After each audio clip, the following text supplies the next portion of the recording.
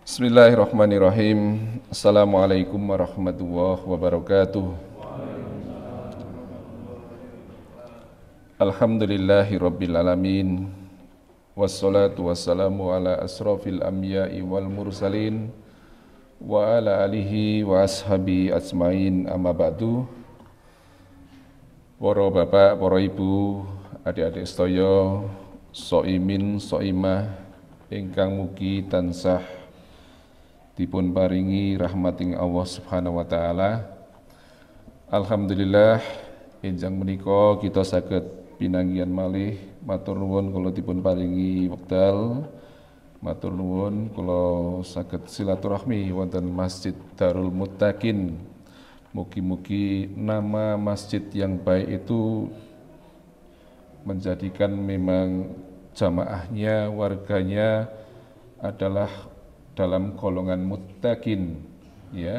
Dan kita hari-hari ini sedang dalam rangka berpuasa Ramadan dengan satu harapan, la'allakum tattaqun. Bapak dan Ibu sekalian, kepareng kawula matur enjang menika bahwa kalau kita hidup di satu kampung, misalnya di Sidojoyo ini, umpami teng Sidojoyo menika di semua rumahnya itu ada pohon buah-buahan, pekarangan tidak ada yang kosong, airnya mengalir jernih di mana-mana. Airnya tidak hanya jernih, tetapi juga bisa diminum di sana tanpa dimasak. Di setiap tanah, di depan rumah, di belakang rumah, di samping, ada pohon-pohon yang disenangi. Enten durene montong, enten durene bawor, enten durene musangking, enten manggise, enten pisangi, sedaya buah-buahan, bahkan itu adalah jenis-jenis yang pertama, jenis-jenis yang paling unggul. Kemudian di sini di Sidojoyo ini ada wanita-wanita cantik, Masya Allah, ini ada wanita-wanita cantik umurnya 30 tahun, 30 tahunan itu lagi cantik-cantiknya. Yang wanita-wanita itu bersih, wanita-wanita itu ora umbelen, ora tidak mengeluarkan kotoran dan selalu perawan. Meskipun dinikah dia perawan. Oke. Pertanyaannya, kira-kira penduduk di sini itu seneng mboten? Seneng ya? Kemudian kalau ada orang pindah dari satu tempat yang lain mau tinggal di Sidojoyo dengan kenikmatan-kenikmatan seperti itu, ada enggak syarat dan ketentuan berlaku? Wes pokoknya pindah nang Sidojoyo wae, nang kene woh-wohan akeh, banyu kae wis ora sah bayar PDAM, gari nyiduk, langsung diminum, ndak apa-apa, ora usah dimasak. Nang kono cewek-cewek pokoknya perawan-perawan kabeh, umure 30 tahun, 33 paling dhuwur. Ya. Woh-wohane duren bareng akeh banget mi gari methik kuwi. Ada enggak syarat dan ketentuan berlaku seperti itu? Orang pindah nang kene penak murah gratis meneh, ya. Ngaten nggih? Itu gambaran dari keadaan surga nanti di sana. Sampun saged bayangkan kinten-kinten surga menika kados menapa? Tidak pernah terlintas dalam pikiran kita, belum pernah didengar oleh telinga kita, belum pernah dilihat oleh mata kita. Kabeh niku indah, Kalau di sana ada duren, duren menika ming jenenge padha duren. Ning durene nika beda. Nek teng mriku enten pisang, nggih sami teng mriki enten pisang jenenge padha ning buahe beda. Luwih enak napa mboten? Luwih enak teng mriku. Luar biasa surga niku. Air sungai di sana mengalir jernih, susu, arak-arak sing biyen teng donya niku, sing sakniki teng donya niku haram untuk kita, nanti di sana itu halal untuk kaum muslimin. Ya, air susu tinggal ngambil, tinggal minum. Arep pengen apa ming dibatin teko dewek, wau duren dan sebagainya. Didekatkan dengan kita, arep gopek ora usah golek ondo, ora usah golek sengget, wis gari nang ngarepe ana, wis dibukake, wis disuguhke. Nggih. Kita di sana menggunakan pakaian yang di sini diharamkan, kita pakai sutra di sana, padahal di sini sutra diharamkan untuk laki-laki. Sutra. Ya. Di sana, di surga itu disediakan wanita-wanita, bidadari-bidadari. Semua silahkan dinikahi dan mereka itu semua cantik-cantik, umure antara 30 sampai 33 tahun. Niku tesik melenis-melenise nek wong wedok nggih mboten ibu-ibu. Nek pun swidak pun mboten melenis. Arep diwedaki kaya napa? Nyuwun ngapunten. Dan itu selalu perawan, tidak ada kotoran yang keluar dari tubuhnya. Wa kula matur ora ana umbele, ora umbelen, ora belesen. Ya. Pengen mboten? Lah niku wau nek Sidajaya kaya ngono ana wong pindahan, mboten usah takoni KTP-ne pundi, kakane pundi. Ketemu Pak RW, ora usah. Enten syarat dan ketentuan yang berlaku. Selain itu, niku remeh-remeh niku nek jenenge KTP iso do ngapusi sakniki.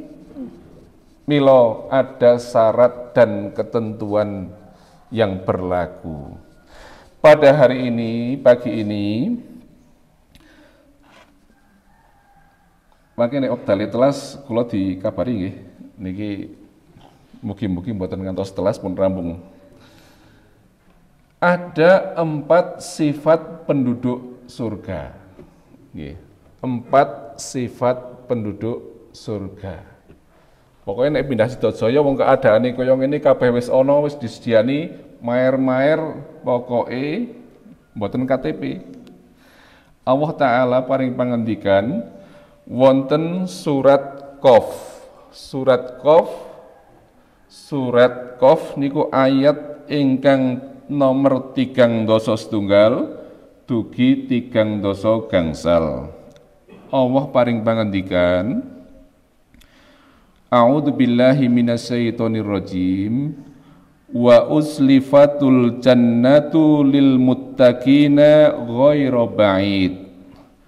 Wa uzlifatul jannatu lil muttaqina ghaira ba'id. Hada ma tu'aduna likulli awabin hafid. Man khasiyar rahmana bil ghaibi wa jaa biqalbin munib. Udkhuluha bisalamin dalika yaumul khulud. Lahum ma yasa'una fiha waladaina mazid. Wa uslifatil jannatu lil muttaqina ghaira ba'id, dan didekatkan surga itu kepada orang-orang yang bertakwa pada tempat yang tidak jauh dari mereka. hada ma tu'aduna likulli awwabin hafid. Inilah yang dijanjikan kepadamu, yaitu kepada setiap hamba yang selalu kembali kepada Allah, lagi memelihara semua aturan-aturannya. Niki perhatikan, siapa? Yaitu kepada setiap hamba yang selalu kembali kepada Allah, lagi memelihara peraturan-peraturannya. Man khosiyar rahmana bil ghaibi wa jaa biqalbin munib, yaitu orang-orang yang takut kepada Rabb yang Maha Pemurah sedang dia tidak kelihatan olehnya, dan dia datang dengan hati yang bertobat. Udkhuluha bisalamin dalika yaumul khurud. Masuklah surga itu, masukilah surga itu dengan aman. Itulah hari keabadian. Lahum ma yasa'una fiha waladaina mazid. Mereka di dalamnya memperoleh apa yang mereka kehendaki, dan pada sisi kami ada tambahannya. Niki di dalam surat Qaf, Allah Subhanahu wa taala sampun paring penjelasan dumateng kita sedaya. Ini syarat dan ketentuannya untuk bisa menikmati itu. Di samping tentunya syarat-syarat yang lain. Ya, di samping syarat-syarat yang lain, kita menyembah kepada Allah dan tidak mempersekutukannya, kita melaksanakan mendirikan sholat, kita membayar zakat, kita berpuasa di bulan Ramadan dan seterusnya dan seterusnya. Tapi sifat-sifat yang nanti ada pada penghuni penduduk surga ini adalah seperti digambarkan dalam surat Qaf ayat 31 sampai 35. Yang pertama adalah tadi kita sebutkan awab, awab, hamba yang kembali kepada Allah. Kemudian yang kedua, hafidh, selalu memelihara aturan Allah, ya. Dan kemudian yang ketiga, takut kepada Allah, dan yang keempatnya datang dengan hati yang munib, yaitu orang-orang yang bertobat. Awab, ya. Jadi yang pertama tadi awab. Apa maksudnya awab? Awab adalah kembali kepada Allah dari maksiat kepada ketaatannya. Oke. Niki, napa sing tadi yang pertama? Awab. Kembali dari atau kembali kepada Allah dari maksiat menuju ketaatan kepada Allah. Jadi dari hati yang lalai mengingatnya kembali kepada hati yang selalu mengingatnya. Niki yang pertama. Jadi awab. Awab itu sekali lagi saya sampaikan, kembali kepada Allah dari maksiat menuju ketaatan. Kira-kira kita ini dalam sehari, setiap hari ada nggak sih maksiat yang kita lakukan? Kalau kita berbuat maksiat, ingatlah bahwa maksiat itu menjauhkan kita dari Allah. Maka orang-orang yang disebut dengan awab itu, kalau kita ingat bahwa ini adalah maksiat, maka kita istighfar, kemudian kembali kepada Allah. Kalau kita berbuat maksiat, jangan diterus-terus ke, iki maksiat cilik ora popo. Karena yang sedikit-sedikit itu nanti menjadi banyak. Satu kayu dibakar mungkin tidak apa-apa, tapi kalau kayunya itu banyak menggunung, bakar bisa bakar rumah. Maka ketika kita berbuat maksiat kepada Allah, kita ingat dan kita kembali kepada Allah. Ini yang pertama, syarat yang pertama tadi. Ketentuan yang pertama yang menjadikan satu di antara sifat penghuni surga. Kita kalau berbuat maksiat, dang eling yuk kembali istighfar, kita kembali kepada Allah. Niki penghuni surga yang pertama sifatnya begitu. Bisa ndak ini? Waduh, nyong gak maksiat ki. Apa sih maksiat kepada Allah diantaranya? Wokeh banget. Ya, makanya di dalam bulan puasa ini kita sedang dididik ini. Kita sedang disetting lagi. Biasanya ghibah ora ghibah.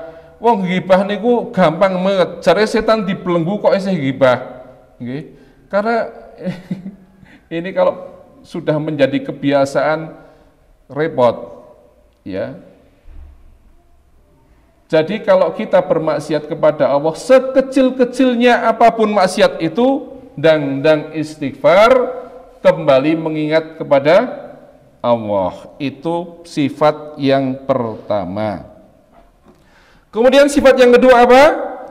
Hafidh. Ya. Ibnu Abbas radhiyallahu anhu mengatakan, ya, yang disebut hafidh adalah dia menjaga amanat yang Allah janjikan untuknya dan ia pun menjalankannya. Kalau kata Ibnu Qayyim, ya, bahwa nafsu itu ada dua kekuatan, yaitu ofensif, ya, menyerang, dan defensif, ya. Jadi hafidh kata Ibnu Qayyim adalah kuatnya defensif, menahan diri dari maksiat dan hal yang terlarang. Jadi menahan diri dari larangan-larangan Allah. Ya. Jadi tadi apa yang pertama?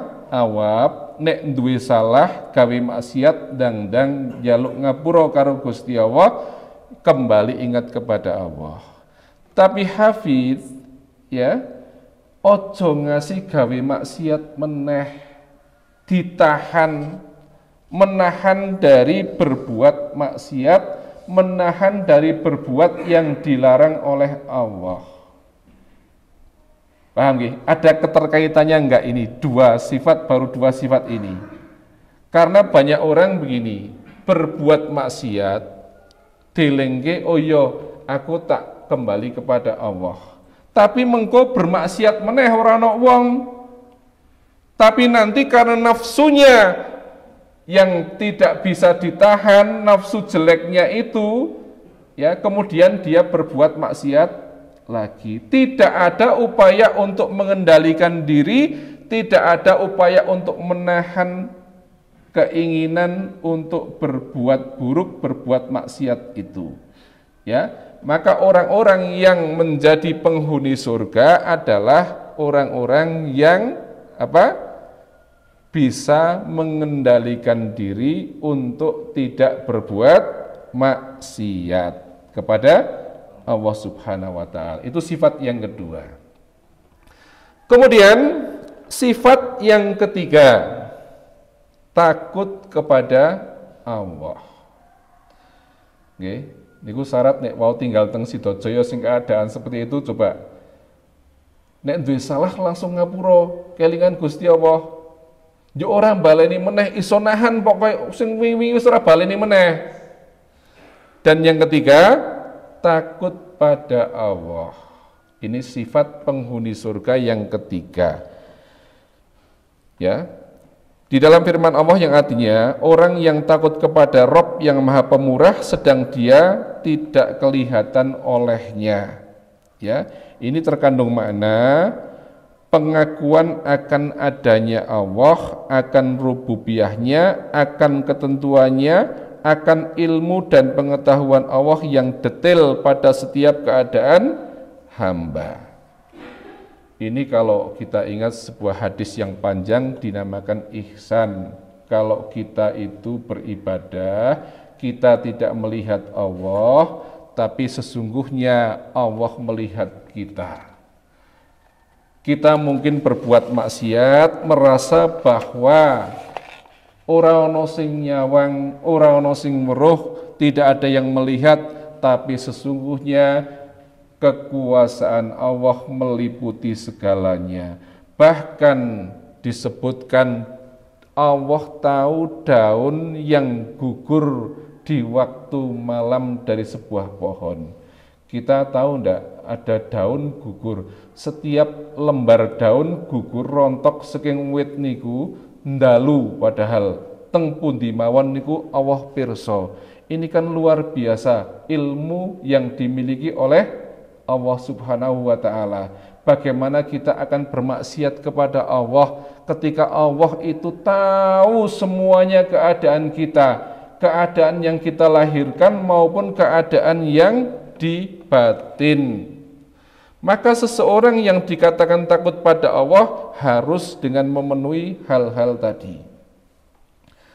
Ya, jadi tidak sekedar mengendalikan diri untuk tidak berbuat maksiat, tapi itu didasari karena takutnya kepada Allah. Nek berbuat maksiat pasti Allah tahu. Sama juga berbuat baik pun Allah juga tahu. Ya.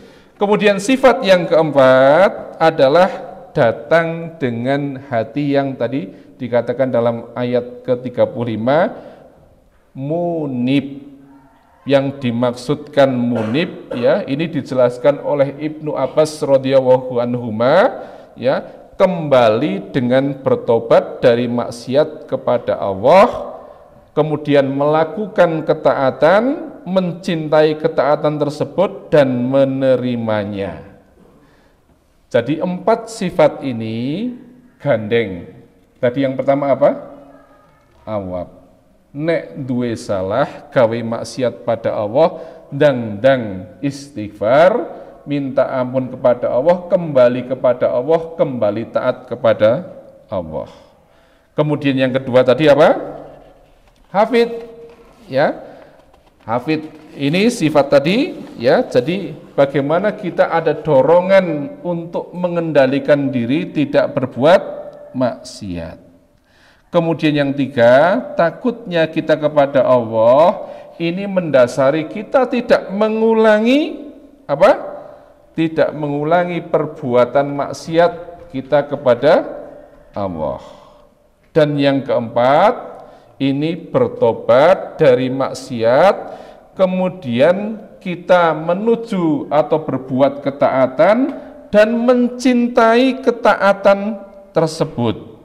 Ya. Jadi kalau tadi sudah yang pertama sampai ketiga sampailah pada derajat takut pada Allah, kemudian kita berbuat kecintaan pada Allah, ya, kita berbuat sesuatu yang kita cinta akan perbuatan yang baik itu, sehingga kita senang dengan perbuatan tersebut.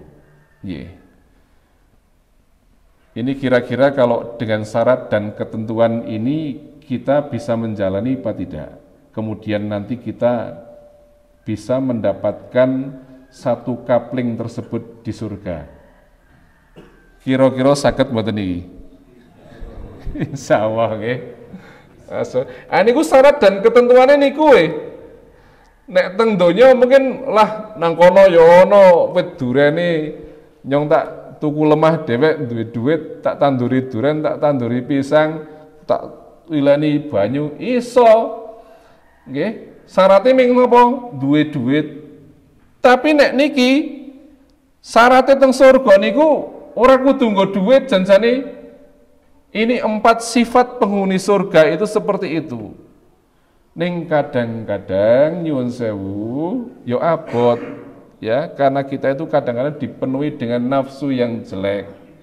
Ya, maka bulan Ramadan ini sebagai wahana kita belajar ya, karena kalau kita bulan Ramadan hanya menahan lapar dan dahaga saja, ini kadang ada orang yang kemudian dikatakan hanya mendapatkan lapar dan dahaga saja. Sementara kita lupa bahwa di dalam bulan Ramadan ini ada pengendalian diri itu di antara inti dari kita menjalankan ibadah Ramadan, pengendalian diri, nahan ora ngendika sing elek, nahan ora gawe sing elek, nahan ora gawe maksiat, ya, sehingga kita disibukkan dengan ibadah-ibadah, ya, yang bisa melupakan hal-hal yang jelek tersebut. Ya, jangan dikira nyuwun sewu, jangan dikira hanya memberi makan kepada orang lain itu bukan sesuatu hal yang kita bisa melupakan hal-hal yang jelek. Sing maune wonge pelit, kikir, pedit dan seterusnya, yuk kudu ngekei maem karo wong liya, padahal wong liya ki ana sing disenengi, ana sing ora disenengi. Ana sing sugih, ana sing ora sugih. Hanya karena menjalankan apa yang dikatakan Rasulullah, sing sapa wonge ngekei maem kanggo wong sing berbuka puasa, dia akan mendapatkan pahala yang sama, ya, tanpa mengurangi dari pahala orang tersebut, ya. Dan nyuwun sewu, di sini ada berbuka bersama, nggih. Sahabat dulu, sahabat Rasulullah itu kalau memberi makan kepada orang lain itu adalah makanan yang dia senangi. Bukan makanan iki ora seneng ki ora enak kono go nang masjid wae. Iki turahan timbang ora kemaam, iki meh esuk wis kadaluwarsa wis kaya masjid wae. Tidak. Tapi yang dia senangi. Oh senenge iki sing enak-enak mesti sing seneng nggih. Iku sing tak paringke tiyang sanes. Kudu turahan, ya, kudu sing kadaluwarsa, kudu sing nyong ora seneng janjane.